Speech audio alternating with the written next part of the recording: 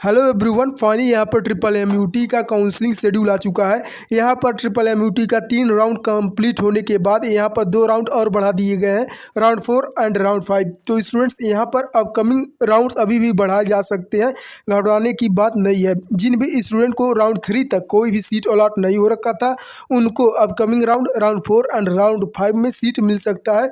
तो आपको पेशेंस रखे रहना है। इस वीडियो में हम लोग बात करने वाले हैं आपका राउंड 4 एंड राउंड 5 का क्या काउंसलिंग शेड्यूल रहने वाला है, आपको क्या क्या प्रोसेस करना है। ओके, तो स्टूडेंट्स, तो यहाँ पर हम लोग सबसे पहले राउंड 4 की बात करते हैं। तो राउंड 4 का जो आपका सीट अलॉटमेंट का रिजल्ट है, तो 21 अगस्त को देखने को मिल रहा होगा। जिन जिन स्टूडेंट को सीट मिल रखा है, उनका यहाँ पर सीट अलॉटमेंट रिजल्ट जो है 21 अगस्त को देखने को मिल रहा होगा। साथ ही साथ अब जिन स्टूडेंट को सीट मिला होता है, उनको यहाँ पर फ्रिज और फ्लोट का ऑप्शन देखने को मिल रहा होगा। ओके, तो यहाँ पर साथ ही साथ आपको यहाँ पर जिन स्टूडेंट को सीट मिल जाता है, उनको डॉक्यूमेंट अपलोड करना पड़ता है। बात आता है कि भैया यहाँ पर मुझको कौन कौन से डॉक्यूमेंट अपलोड करने होते हैं, तो मैं आपको यहाँ पर बता देता हूँ। आपको क्लास 10th एंड 12th का मार्कशीट अपलोड करना है। साथ ही साथ आपका category certificate and income certificate upload करना है। आप जिस भी कैटेगरी से बिलोंग करते हैं, EWS, OBC, SC, ST। Okay, तो स्टूडेंट, मैं आपसे पहले ही बताता आया हूं कि आपका जो कैटेगरी और इनकम सर्टिफिकेट होना चाहिए 1 अप्रैल 2023 के बाद का बना होना चाहिए। तो स्टूडेंट्स, यहाँ पर आपका डॉक्यूमेंट अपलोड का जो डेट है वह 21 अगस्त से लेकर 23 अगस्त शाम 5 बजे तक रहने वाला है। तो स्टूडेंट्स, इन 3 दिन आपके जो होते हैं बहुत ही इंपॉर्टेंट होती है। इन 3 दिनों में आपको अपने डॉक्यूमेंट को अपलोड कर देना है आपके रजिस्ट्रेशन पोर्टल पर। नेक्स्ट, यहाँ पर हम लोग डॉक्यूमेंट वेरिफिकेशन की बात करते हैं। तो स्टूडेंट्स, यहाँ पर आपके रजिस्ट्रेशन पोर्टल पर आपका डॉक्यूमेंट वेरीफाइड हुआ है या रिजेक्ट हो गया है, उसका जो यहाँ पर इंफॉर्मेशन शो होता है, वह भी आपके रजिस्ट्रेशन पोर्टल पर ही शो होने वाला है। तो यहाँ पर क्लियरली लिखा गया है, document verification and response by candidate to query का जो डेट है 21 अगस्त से लेकर 24 अगस्त तक चलने वाला है।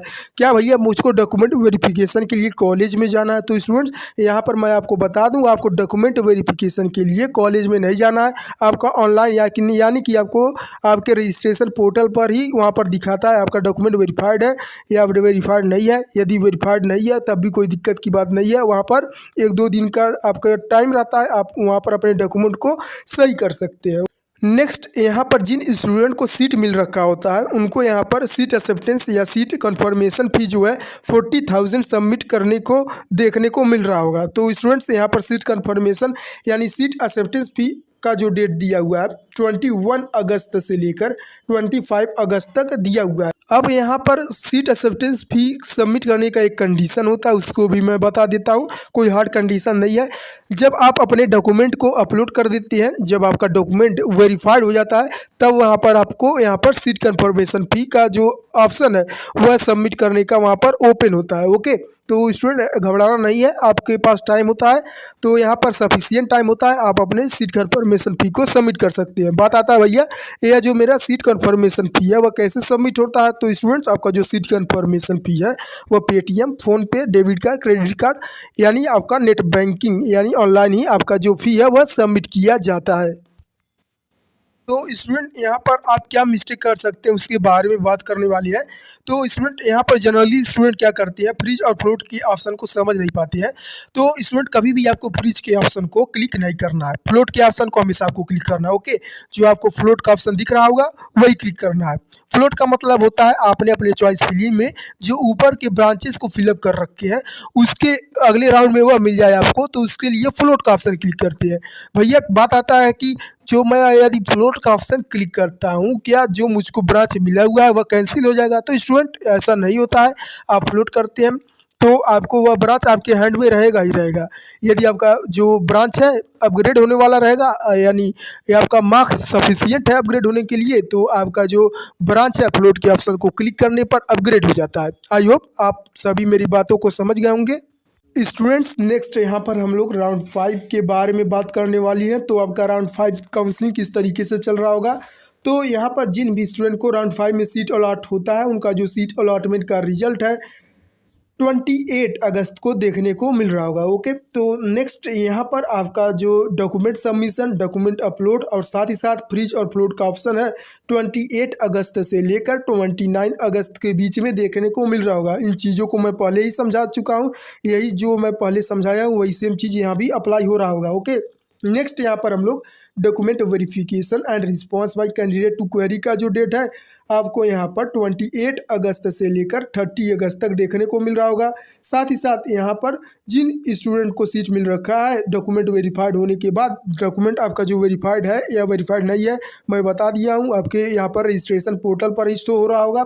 साथ ही साथ यहाँ पर डिपॉजिट ऑफ सीट एक्सेप्टेंस फी का जो डेट है 28 अगस्त से लेकर 1 सितंबर तक देखने को मिल रहा होगा। ठीक है, अब स्टूडेंट यहाँ पर कोई और भी सीटें बची रहती हैं उसका जो नेक्स्ट डेट है यहाँ पर 27 अगस्त को seat matrix, vacant seat matrix का जो डेट है वह दिखाई दे रहा होगा। ठीक, तो स्टूडेंट अगेन आपको राउंड 5 तक कोई भी सीट अलॉट नहीं होता है तब भी घबराने की बात नहीं है। यहाँ पर टोटल 7 राउंड्स कंडक्ट कराए जाते हैं MMUT के काउंसलिंग में। साथ ही साथ एक स्पेशल राउंड और एक स्पॉट राउंड कंडक्ट कराया जाता है। उसका जब भी नोटिफिकेशन आता है आपको इस चैनल पर तुरंत मिलने वाला है। स्टूडेंट्स अब यहाँ पर मैं आपको बता दूं, जिन स्टूडेंट को राउंड 1 से लेकर राउंड 5 तक सीट मिल रखा था उन्होंने सीट कंफर्मेशन फी भी सबमिट कर दिया। उसका यहाँ पर फिजिकल रिपोर्टिंग का जो डेट है वह 4 सितंबर को देखने को मिल रहा होगा। 10 बजे तक आपको MMUT में विजिट करना है अपने डॉक्यूमेंट के साथ। कौन कौन से इंपॉर्टेंट डॉक्यूमेंट लगने वाले हैं मैं उसका डिटेल पहले ही दिया हुआ हूँ। ठीक, तो स्टूडेंट्स यहाँ पर भैया बात आता है कि फिजिकल रिपोर्टिंग क्या होता है, बहुत स्टूडेंट इसको समझ ही नहीं पाते हैं। तो स्टूडेंट्स मैं आपको बता दूं फिजिकल रिपोर्टिंग का मतलब है कि आपका जो डॉक्यूमेंट है उसको वेरीफाइड करने के लिए आपको कॉलेज में जाना होता है। फिजिकल रिपोर्टिंग का मतलब यह नहीं होता है कि आपको दौड़ाया जा रहा है, पुशअप जैसी चीज़ें दिखाई दे रही होंगी, तो ऐसा नहीं होता है। किसी भी कॉलेज में जा रहे हैं यदि फिजिकल रिपोर्टिंग नाम का शब्द आता है इसका मतलब है कि आपको डॉक्यूमेंट वेरिफिकेशन के लिए जाना है।